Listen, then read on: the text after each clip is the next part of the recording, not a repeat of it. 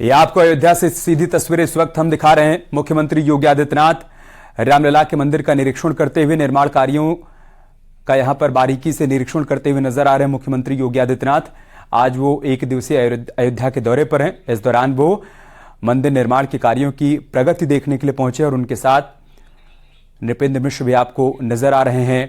मुख्यमंत्री योगी आदित्यनाथ आज यहां पर विकास कार्यों की समीक्षा भी करेंगे और उससे पहले दिव्य और भव्य राम मंदिर के निर्माण कार्यों का अवलोकन करने के लिए मुख्यमंत्री योगी आदित्यनाथ पहुंचे हुए हैं।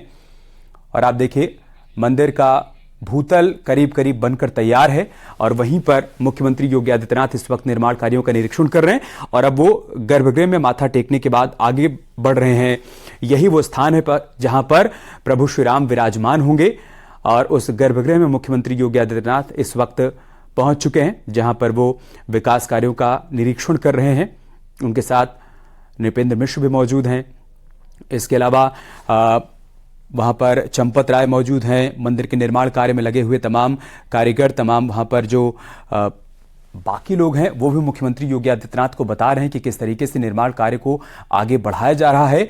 चूंकि 22 जनवरी 2024 वो तारीख है जब प्रभु श्री राम गर्भगृह में विराजमान हो जाएंगे। उससे पहले यहां पर यह कोशिश की जा रही है कि मंदिर के निर्माण कार्य को जल्द से जल्द पूरा कर लिया जाए, तय समय पर निर्माण कार्य मुकम्मल हो जाए और 22 जनवरी जो 2024 को रामलला अपने गर्भगृह में विराजमान हो जाएं। राम भक्तों का 500 वर्षों का इंतजार भी समाप्त हो जाए। लिहाजा मुख्यमंत्री योगी आदित्यनाथ भी यहां पर पहुंचे हुए निर्माण कार्यों का अवलोकन करने के लिए। निमिष गोस्वामी हमारे सहयोगी इस वक्त हमारे साथ जुड़ चुके हैं। निमिष, हम तस्वीरें देख पा रहे हैं, मुख्यमंत्री योगी आदित्यनाथ इस वक्त मंदिर के निर्माण कार्यों को देख रहे हैं, उसकी प्रगति को देख रहे हैं। आप कहां पर मौजूद हैं, क्या अपडेट, क्या जानकारी है आपके पास? देखिए, हम राम जन्मभूमि परिसर के ठीक बाहर मौजूद हैं, जिसे जन्मभूमि पथ कहा जाता है। मुख्यमंत्री योगी आदित्यनाथ अब रामलला का दर्शन उपरांत मंदिर निर्माण की प्रगति का निरीक्षण करके यहाँ से रामकथा संग्रहालय के लिए रवाना हुए हैं, जहाँ पर होम स्टे योजना और के अभ्यर्थियों को वो कार्ड वितरित करेंगे। इससे पहले रामलला का मंदिर लगभग 80% से 90% पूरा हो चुका है। भूतल के निर्माण का कार्य 100% पूरा हो चुका है। अब आकार लेते मंदिर में प्रतिष्ठा की तैयारियां हैं। भूतल को फाइनल टच दिया जा रहा है प्रतिष्ठा के लिहाज से। 22 जनवरी को भगवान रामलला भव्य मंदिर में विराजमान होंगे और भगवान के विराजमान होने के पहले रामलला के परिसर और रामलला के आसपास के परिसर में यात्री सुविधा, प्रतिष्ठा की तैयारी के मद्देनजर तमाम अन्य सुविधाएं बढ़ाई जा रही हैं। इन सभी कार्यों का निरीक्षण करने आज मुख्यमंत्री चूंकि अयोध्या पहुंचे हैं, अब से कुछ देर बाद मुख्यमंत्री समीक्षा बैठक करेंगे। समीक्षा बैठक में दीपोत्सव और प्राण प्रतिष्ठा दोनों की तैयारियों को लेकर अधिकारियों से जानकारी भी लेंगे। लेकिन रामलला परिसर जो मुख्य केंद्र है, जहाँ पर सभी बड़े आयोजन प्रतिष्ठा के दरमियान होने हैं, तो वहाँ का निर्माण कितना हुआ, वहाँ क्या क्या कार्य हुआ है, अभी क्या क्या पेंडिंग, इन तमाम विषयों पर उन्होंने जानकारी ली है। भवन निर्माण समिति के चेयरमैन नृपेंद्र मिश्रा भी आज अयोध्या में है। 2 दिवसीय मंदिर निर्माण समिति की बैठक रामनगरी में चल रही है, तो जन्मभूमि परिसर में निरीक्षण के दरमियान उन्होंने नृपेंद्र मिश्रा से भी जानकारी ली और क्या क्या काम पूरा हो चुका है, कैसे प्रतिष्ठा को और भव्य दिव्य बनाए जाने की योजना है, मंदिर परिसर में क्या क्या कार्य होना है जो प्रतिष्ठा के पहले पूरा होगा और कौन से ऐसे काम है जो दीपोत्सव तक एकदम पूरे कर लिए जाएंगे। तमाम विषयों पर उन्होंने परिसर के अंदर भी कार्यदायी संस्था और नृपेंद्र मिश्रा जी से वार्ता की और उसके साथ ही आज समीक्षा बैठक के दौरान अयोध्या को दीपोत्सव तक कितना तैयार कर लिया जाएगा, राम पथ, जन्मभूमि पथ और भक्ति पथ लगभग बनकर तैयार हैं, राम पथ का निर्माण कार्य कितना हुआ है, इन तमाम विषयों पर अधिकारी से अपडेट भी लेंगे। पिछली बैठक में उन्होंने कई टास्क अधिकारियों को दिए थे, जैसे कि 3 साल में राम मंदिर, राम पथ का निर्माण पूरा होना था, जो योजना थी उसको 1 साल में कैसा किया जा सकता है, इस पर काम किया था। और आज ये कहा जा सकता है कि अयोध्या धाम में प्रवेश करने वाले वीरा चौक से और उड़िया चौराहा, जो अयोध्या की सांस्कृतिक सीमा है 5 कोसी की, वहां तक का राम पथ बनकर तैयार है, फसाड बन रहा है। ये माना जा रहा है कि दीपोत्सव के पहले नव्य अयोध्या का एक खूबसूरत चेहरा सामने होगा। मुख्यमंत्री इसमें और क्या क्या चीजें हो सकती हैं, इसको लेकर संतों से भी आज देर शाम मुलाकात करेंगे, उनसे वार्ता करेंगे, उनके साथ भोजन लेंगे और अयोध्या के विकास में और क्या हो सकता है, इन तमाम विषयों पर सीएम संतों से भी राय लेंगे। तो आज से कल तक कई जो निरीक्षण है, समीक्षा बैठकों का दौर है, प्रगति जो निर्माण कार्य की है और इसके साथ ही दीपोत्सव और प्राण प्रतिष्ठा की तैयारियां कितनी पहुंची हैं। उन तैयारियों में कोई कोर कसर न रह जाए, ये सुनिश्चित किया जा रहा है मुख्यमंत्री योगी आदित्यनाथ की तरफ से। बहुत स्वाभाविक भी है, क्योंकि लाखों करोड़ों राम भक्तों का इंतजार समाप्त हो रहा है। ऐसे में जब वो घड़ी, वो पल आए जब रामलला अपने गर्भगृह में विराजमान हो, तो तैयारियों में कोई कसर न रहने पाए। और जैसा कि हमारे सहयोगी निमिष बता रहे थे कि मंदिर निर्माण समिति के चेयरमैन निपेंद्र मिश्रा, आप देखिए बारीकी से निर्माण कार्यों के बारे में मुख्यमंत्री योगी आदित्यनाथ को जानकारी देते हुए नजर आ रहे हैं। योगी सरकार में मंत्री सूर्य प्रताप शाही भी हमको नजर आ रहे हैं। और मुख्यमंत्री योगी आदित्यनाथ जब गर्भगृह की तरफ आगे बढ़ रहे थे, तब उन्होंने यहां पर उस दहलीज पर मत्था टेका और वहां पर चरण स्पर्श करने के बाद ही वो आगे बढ़े, गर्भगृह में गए। वहां पर आप देखिए, चूंकि गर्भगृह के ऊपर जो छत का काम है वो करीब करीब पूरा हो गया है, उसका भी अवलोकन करते हुए यहां पर नजर आ रहे हैं। प्रथम तल का कार्य पूरा हो चुका है। इसके अलावा गर्भगृह के ऊपर की जो छत है उसका कार्य पूरा हो चुका है। शानदार नक्काशी यहां पर तमाम स्तंभों पर देखने को मिल रही है। दरवाजे भी करीब करीब यहां पर लगाए जा रहे हैं, उनका कार्य भी अंतिम दौर में है। ऐसे में मुख्यमंत्री योगी आदित्यनाथ यहां पर यह सुनिश्चित करने के लिए पहुंचे हैं कि इस बार जब दीपोत्सव का आयोजन होगा, तो पिछली बार के सभी दीपोत्सव से दिव्य और भव्य होगा, क्योंकि ये रामलला के गर्भगृह में विराजमान होने से ठीक पहले का आखिरी दीपोत्सव होगा। हालांकि इसके बाद भी सरकार की कोशिश है कि दीपोत्सव को और दिव्य और भव्य रूप दिया जाए। लिहाजा मुख्यमंत्री योगी आदित्यनाथ यहां पर विकास कार्यों का निरीक्षण करने के लिए भी पहुंचे हैं। और जैसा कि निमिष बता रहे हैं कि यहां पर रामपथ का भी निर्माण हो रहा है। ऐसे में दिव्य और भव्य अयोध्या की तैयारियों में कहीं कोई कमी न रहने पाए, यह फिलहाल यहां पर तय किया जा रहा है। इसके अलावा एक टेंट सिटी भी बसाई जाएगी। जब रामलला गर्भगृह में विराजमान होंगे, तो देश दुनिया से तमाम राम भक्त यहां पर पहुंचेंगे दर्शन पूजन करने के लिए, तो उनके ठहरने का यहां पर उचित इंतजाम हो, एक बेहतर व्यवस्था हो, उसकी तैयारियां भी की जा रही हैं। और उन्हीं सबका अवलोकन और आकलन करने के लिए मुख्यमंत्री योगी आदित्यनाथ यहां पर पहुंचे हुए हैं, जैसा कि हम आपको तस्वीरों में दिखा भी रहे हैं। बहुत शुक्रिया निमिष आपका हमारे साथ जुड़ने के लिए और जानकारी हम तक पहुंचाने के लिए।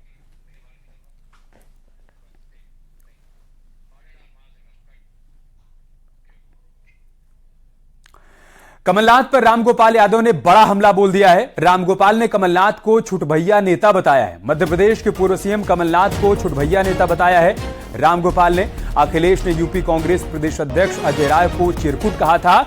और अब इसी क्रम में रामगोपाल यादव का बयान भी सामने आ गया है। समाजवादी पार्टी के महासचिव रामगोपाल यादव, जिन्होंने कमलनाथ को छुटभैया नेता बता दिया है। तो कुल मिलाकर इंडी गठबंधन में जो दरार है वो और बड़ी होती जा रही है। और इसी क्रम में अब जबकि बयान आ गया है रामगोपाल यादव का, तो देखना होगा कि कांग्रेस पार्टी की तरफ से क्या रिएक्शन सामने आता है। पहले अखिलेश यादव ने अजय राय को चिरकुट कहा था और अब रामगोपाल यादव ने कमलनाथ को छुटभैया नेता करार दे दिया है। यार हमें इनका कुछ नहीं कहना है, छुटभैया नेता है ये। तो जिस तरह के आईपीसी ने आज कांग्रेस को हमला बोला है, तो वो कहीं ना कहीं इसको मुझे कोई कमेंट नहीं करना है, अखिलेश कमेंट कर चुके हैं। उधर समाजवादी पार्टी के वरिष्ठ नेता आईपी सिंह ने राहुल गांधी के खिलाफ अभद्र टिप्पणी की है। उन्होंने राहुल गांधी को मंदबुद्धि बताया और झूठी मोहब्बत की दुकान चलाने वाला बताया। उन्होंने लिखा कि कांग्रेस की 7 पुश्तें समाजवादी पार्टी का कभी कुछ भी नहीं बिगाड़ पाएंगी। ये ट्वीट है आईपी सिंह का। उन्होंने कांग्रेस पार्टी पर सीधे तौर पर निशाना साधा और राहुल गांधी को मंदबुद्धि लिखा है अपने ट्वीट में। साथ ही यह भी कहा है कि वो मोहब्बत की झूठी दुकान चला रहे हैं। उन्होंने लिखा कि कांग्रेस की 7 पुश्तें समाजवादी पार्टी का कभी कुछ भी नहीं बिगाड़ पाएंगी। तो एक एक कर लगातार बयान सामने आ रहे हैं, ट्वीट सामने आ रहे हैं, जो बता रहे हैं कि गठबंधन की दरार अब बड़ी होती जा रही है।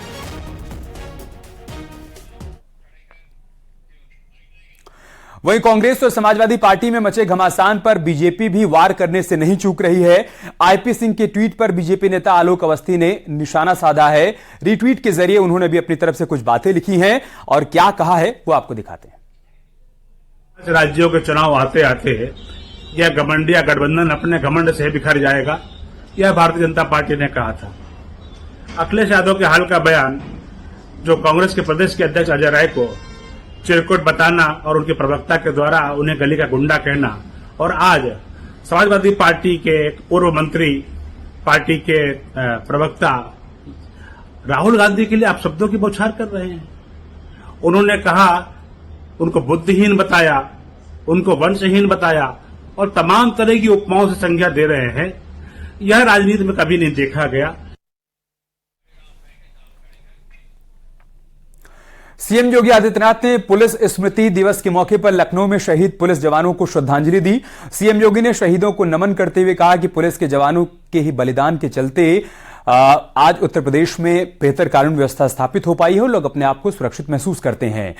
उन्होंने कहा कि यूपी से माफियाओं के पैर उखड़ गए हैं और यह सब कुछ संभव हो पाया है पुलिस जवानों की वजह से। कांग्रेस और समाजवादी पार्टी के बीच की तकरार न सिर्फ अब तेज हो चली है बल्कि एक कदम आगे बढ़ गई है। 24 के चुनाव से पहले दोनों पार्टियों के बीच की इस खींचतान से न सिर्फ एनडीए गठबंधन खतरे में पड़ गया है बल्कि बीजेपी को भी फायदा होता दिखाई दे रहा है। वार पलटवार के इस दौर में अखिलेश यादव ने एक कदम आगे बढ़कर रायबरेली और अमेठी के नेताओं की आनन फानन में 25 अक्टूबर को बैठक बुला ली है, जिसके बाद सियासी गलियारों में चर्चा शुरू हो चुकी है कि अब समाजवादी पार्टी को इन दोनों सीटों पर मिलने वाला वॉकओवर इस बार शायद नहीं मिलेगा और अखिलेश यादव यहां से अपने मजबूत प्रत्याशी उतारकर कांग्रेस की मुश्किलों को और बढ़ा देंगे।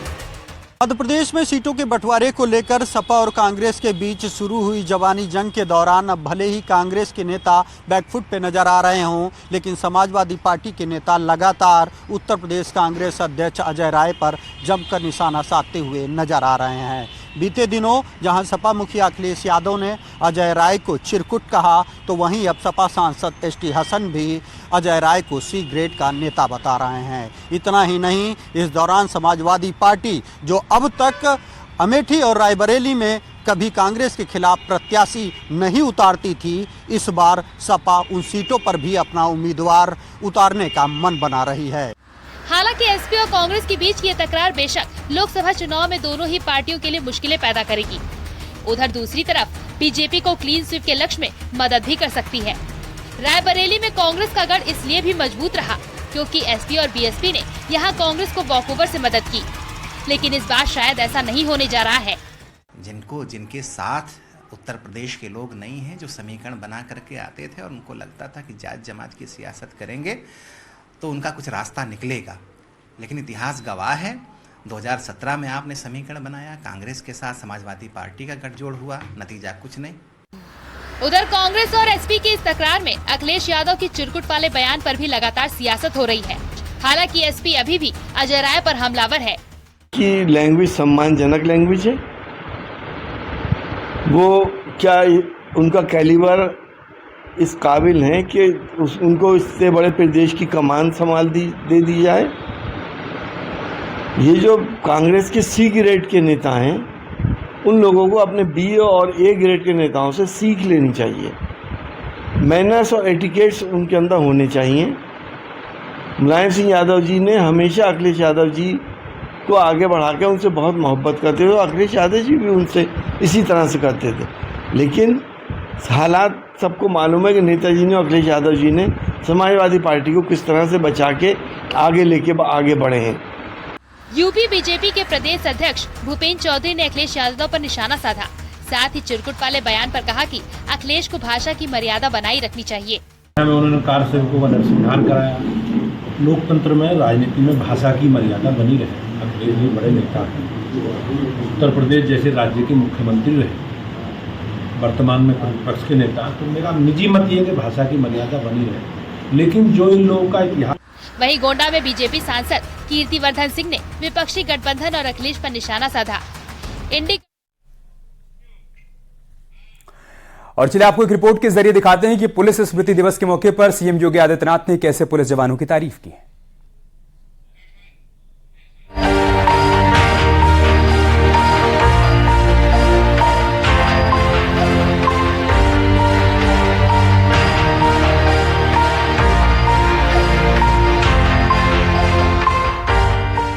नए भारत के नए उत्तर प्रदेश में न सिर्फ अपराध और माफिया पर ताबड़तोड़ एक्शन हुआ है, बल्कि अपराध के खात्मे का जो प्रण लिया गया था वो तेजी से पूरा भी हो रहा है और इसमें बड़ा योगदान है प्रदेश के पुलिस बल के जवानों का।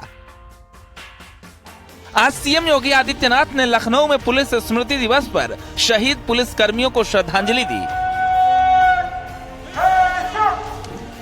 सीएम योगी ने शहीद कांस्टेबल संदीप निषाद और राघवेंद्र सिंह के परिजनों को सम्मानित किया। दोनों सिपाही उमेश पाल की सुरक्षा में लगे थे। सीएम योगी ने स्मृति दिवस पर हुई परेड की सलामी ली। साथ ही सीएम योगी ने कहा कि प्रदेश में कानून का राज स्थापित करने में यूपी पुलिस की बड़ी भूमिका है।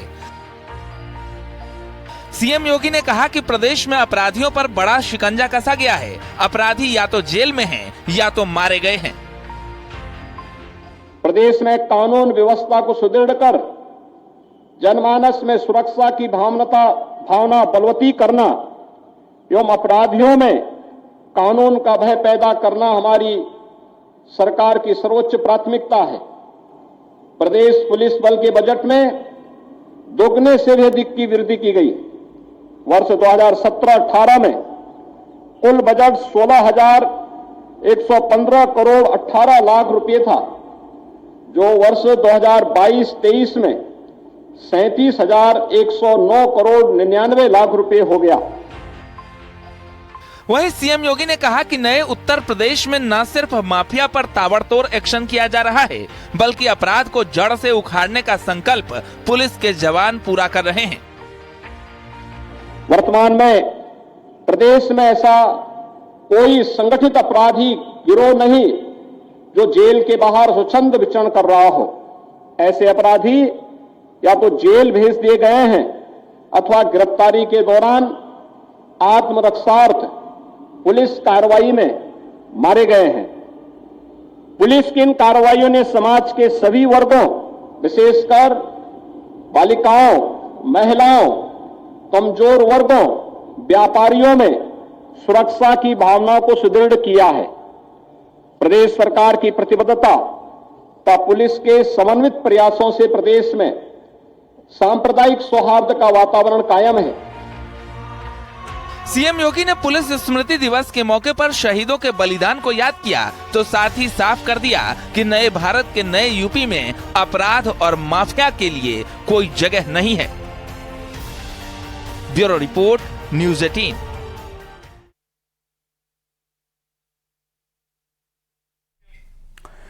आगे बढ़ते हैं। लखनऊ में देश का पहला नौसेना शौर्य संग्रहालय बनने जा रहा है और सीएम योगी आदित्यनाथ ने निर्माण कार्य परियोजना का भूमि पूजन किया, शिलान्यास भी किया गया। इस दौरान संग्रहालय में नौसेना से रिटायर्ड युद्धपोत आईएनएस गोमती और उससे संबंधित उपकरण, मिसाइल, टॉर्पीडो, कैनन आदि का प्रदर्शन किया जाएगा। यह संग्रहालय नौसेना से संबंधित देश का पहला संग्रहालय होगा, जहां 5,000 साल पहले के युद्धपोतों और जलयानों को प्रदर्शित किया जाएगा। साथ ही नौसेना से जुड़े अन्य उपकरणों को भी रखा जाएगा। 23 करोड़ की लागत से बनने वाला संग्रहालय गोमती नदी के तट पर बनेगा।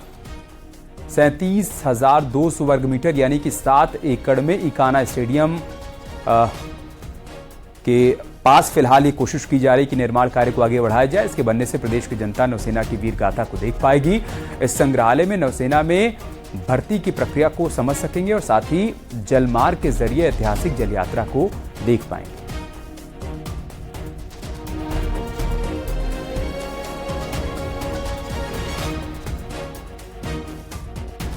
ये भारत के शौर्य और पराक्रम का तो माध्यम बनेगा ही। हमारी युवा पीढ़ी को भारतीय सेना के बारे में, उनके शौर्य और पराक्रम के बारे में जानने का भी एक माध्यम मिलेगा। और साथ साथ प्रधानमंत्री मोदी जी के आत्मनिर्भर भारत के उस अभियान को जो आज मेक इन इंडिया के माध्यम से हम सब देख रहे हैं, इसको भी गति प्रदान करने का एक माध्यम बनेगा। भाइयों बहनों, हम सब जानते हैं कि अपनी विरासत को और अपने अतीत को विस्मृत करके कोई समाज और कोई राष्ट्र विकास की बुलंदियों को नहीं छू सकता। अतीत सदैव व्यक्ति और समाज के साथ चलता है। अतीत की गौरवशाली क्षण एक नई प्रेरणा होती है, पथ प्रदर्शक होता है, आगे बढ़ने के लिए एक अवसर भी होता है। और यह भारतीय नौसेना की बढ़ती हुई ताकत का एक नया माध्यम बनेगा। यहां रुक रहे एक छोटे से ब्रेक के लिए, जल्द लौटेंगे कुछ और खबरों के साथ।